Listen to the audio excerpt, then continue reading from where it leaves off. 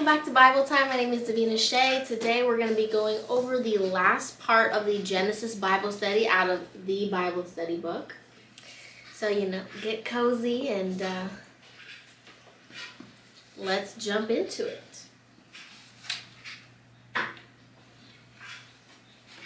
Okay. So, starting off, we have Jacob ends up having 12 sons through 4 different women, and God chooses to call them the 12 tribes of Israel. Alright, so this is pretty straightforward. It says, which sons did each woman have? Okay, we have Leah. She had Reuben, Simon, Levi, Judah, Issachar, and Zebulun. And then we have Zilpah. She had Gad and Asher. And then we have Rachel. She had Joseph and Benjamin. And then we have Bilhah, who had Dan and Naphtali. Those 12 sons/tribes will play a major part in the future of God's people throughout the rest of the Bible. Keep an eye out for them. In chapter 32, Jacob wrestles with God the night before he meets up with Esau and the angel. Some believe that it was Jesus whom Jacob wrestled with. Changed his name to Israel. Sorry, there was like a parenthesis around that. Some believe that it was Jesus whom Jacob wrestled with. So without the parentheses, and the angel changed his name to Israel, just in case anybody got confused there. Meaning, he strives with God. Jacob now had a new identity and purpose for his life. God was going to use his descendants in amazing ways. Jacob's son Joseph plays a very important part in the story of Israel because his story shows how all 12 tribes ended up in Egypt and were blessed. The next question is, why do you think Potiphar put Joseph in the royal prison with Pharaoh's people instead of the normal prison? But before we get into the question, I just want to say that I was kind of hoping that this book would maybe go into a little bit more detail on that part where he wrestles with God. That part just kind of threw me off when I was reading it. It was just kind of like all of a sudden, like, oh, okay, now he's wrestling with God, and then his name all of a sudden gets changed. But I guess here, what it's saying is that whole thing happened, him getting his name changed and him wrestling with God, was because God was giving him a new identity and a new purpose for his life, and because God was going to use his descendants in amazing ways. So I guess that's the explanation behind that. But I guess I just wanted to maybe just touch upon that a little bit more because I was a little confused when that first happened. It just kind of came out of nowhere. But anyway, so back to the question. So I thought this over a little bit, and I reread Genesis chapter 39 in order to come up with an answer for this question, and I came up with this. So it talks about in Genesis chapter 39 how Pharaoh recognized that Joseph was special, and he saw that when he worked for him, that God was with him and blessed everything that he did. And that's why the Pharaoh made him head of his household, because he knew that Joseph was destined for greatness. So I'm pretty sure that's the reasoning behind Joseph getting put in the royal prison. And then on this page, we just have like a page that says the 12 tribes of Israel.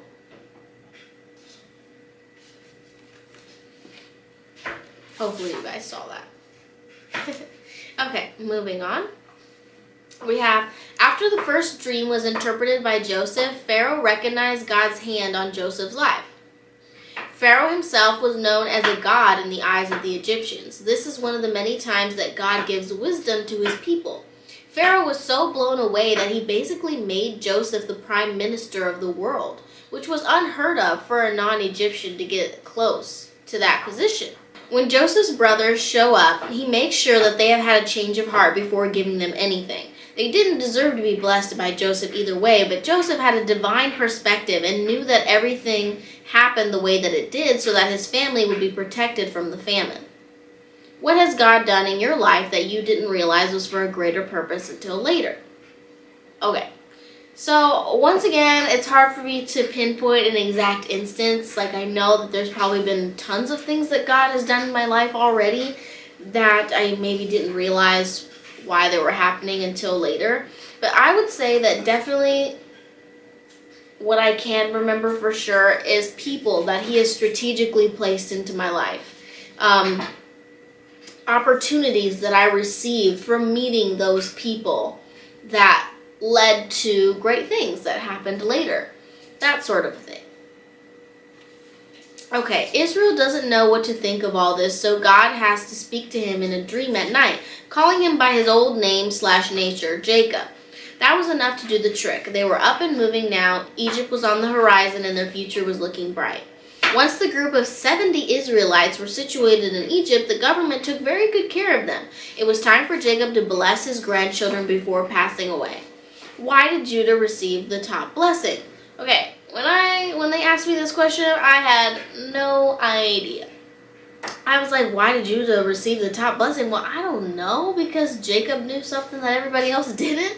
But it gives you a hint here in the book, and it says to go read Matthew chapter 1, verses 3 through 16. And then you come to realize that the reason that Judah received this blessing from Jacob is not because Judah himself was going to be the one that was going to be extravagantly blessed, but it was his future generations, or what they call tribe. His tribe was going to comprise of future generations that would birth King David, and then eventually Jesus Christ. So this is my first time really diving into the Bible like this, like really trying to understand everything. So I had no idea that Judah was part of the lineage that would lead to Jesus, and it's really kind of cool. We will eventually definitely get to that when we continue to read. That's far off from now though, but yeah, we go through a ton of names that I can barely pronounce as usual. But yeah, so that's cool. And anyway, it goes, though Jacob wasn't Egyptian royalty, Pharaoh still chose to honor him, and all of Egypt mourned on Jacob's behalf. It was a somber day in the land, since the Egyptian people loved the Israelites. And at this point, Moses chooses to pick up the story 400 years later with the book of Exodus. So now we have a page here that says Final Thoughts. So in each story within Genesis, you see God being a God of second chances, a God who takes people who have messed up and ultimately uses their life for good.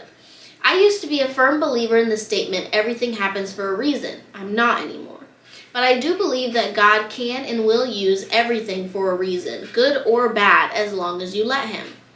The fact that God gives us the ability to choose to love him also allows for evil to step in and distort our lives. The devil is very real and very interested in pulling you away from God in any way that he can. But the good news is that God wins in the end. Nothing can overpower him, so he can use everything that happens to you for his glory. He didn't put you through your partying phase and pill addiction. He didn't put you through the pain of your divorce. But what he can do is flip that experience and use it in remarkable ways. God is a good God, a good Father. He's so talented. He can take any sort of junk and mold it into something beautiful. So no matter what you've done in the past, God is a God of second chances. You are never too far away from him to let him work into your life and change things for the better. He loves you and truly does care about you. And the last question for Genesis is, how can you apply these truths to your life? And I said, I can choose to find the good in everything bad that happens to me. It's never too late to live a life for God. Every day is another chance to do better, fix mistakes, and go in a better direction. And I want to go over this part about everything happens for a reason, because I say that. I definitely believe that everything happens for a reason. And you know, the author of this Bible study book, what is his name? Zach Windahl? You know, I get what he's saying. I understand that what he's saying. God does not do the bad things to us. God doesn't want to hurt us. I understand that. But I do believe that God doesn't let anything happen to us that we can't handle. He doesn't let us go through situations that we won't be able to make it through. And I know there are plenty of arguments probably that someone could say against that, but I I do believe that. I do believe that everything we go through is a part of our journey, a part of our growth. And yes, the devil tries to get into our lives and tries to tear us down. But the thing is that are we going to let him do that to us? You know, there's something that actually really bothers me, and I'm going to go ahead and discuss it now with you guys. It really bothers me when people tell me that they have stepped away from their relationship with God because of what other people have done to them. You know, I had a woman tell me before. She said, I'm Catholic now because Protestants are all fake. And, you know, my husband was a Protestant and he cheated on me. My mother is a Protestant and she did me wrong as well. You know, at least she didn't, you know, in that case, at least she didn't choose to totally step away from God. She chose to switch over to Catholicism because she believed that Protestants were all bad. But, like, I just want to say that don't ever let what somebody does to you keep you from God, because that's exactly what the devil set out to do. You know, yes, there are people who pretend to be Christians. Why? Because that's like the thing. God, you know, not God, but the devil uses these people to discredit the religion as a whole. And what does that do? That makes people look at that one person, right? You know, there are plenty of people who do this, but let's say they look at that one person and they judge the whole religion based on that one person. Don't let yourself fall victim to that. It makes me so sad when I hear people say stuff like, oh, those people remind me of why I left Christianity. Why? Why did you leave God? Because a human experience that you had. That human is not God. Humans are sinners and they make mistakes. And of course, there are going to be people in disguise as Christians who do very wrong things that give the whole religion a bad name. So I just want to say that that is the most dangerous kind of trap that the devil will put in your way, and to just be aware of that. Be aware that that's that person that you're dealing with, that sinner, that person who wants to keep you away from God. You know, I heard a story once as well about a church that I was going to, about how the pastor's wife cheated on him. And, you know, it's just a thing of like, how does the congregation feel about the pillars of that community being the ones that let you down, right? She cheated on the pastor with someone else from the congregation, and you just have to take it for what it is. That person made the mistake. That's not a representation of God. And I'm here, you know, trying to discuss the Bible with you guys and trying to learn more about it with you guys. But I make mistakes too. I'm not out here claiming that I'm perfect or anything. So I know that I'm going on this extremely long tangent and I should probably cut it off. But yeah, if you take anything away from these videos, whether you choose to stick around and listen to more of what I've got to say, just take that. Don't step away from God because of what somebody does to you here on this earth, because that's not God, that's them. Right? But, you know, definitely it's hard. It can be really hard, but try to stay positive. Just know that any bad situation that you're going through can be for good. And God has a plan for all of us. And He does care about us. All right. Let's go ahead and close out with a prayer. Dear Lord, thank you so much for this day. Thank you for everyone who watches this video, dear Lord. I hope that this video reaches a lot of people, dear Lord, that they may all be able to continue their relationship with you and enjoy this time of understanding the Bible and applying it to their own lives.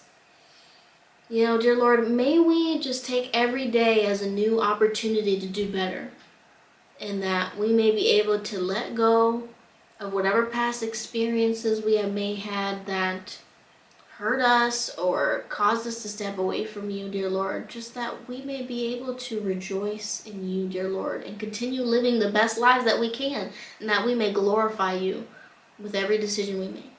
Amen. Alrighty, guys.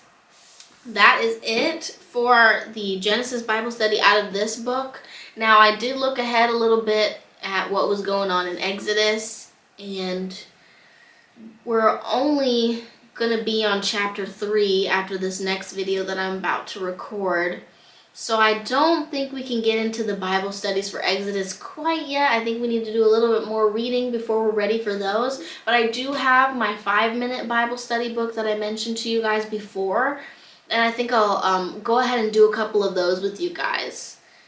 You know, just really simple, short Bible studies that you can maybe even just listen to on the way to work or something. And just taking 5 minutes out of your day to spend a little more time with God.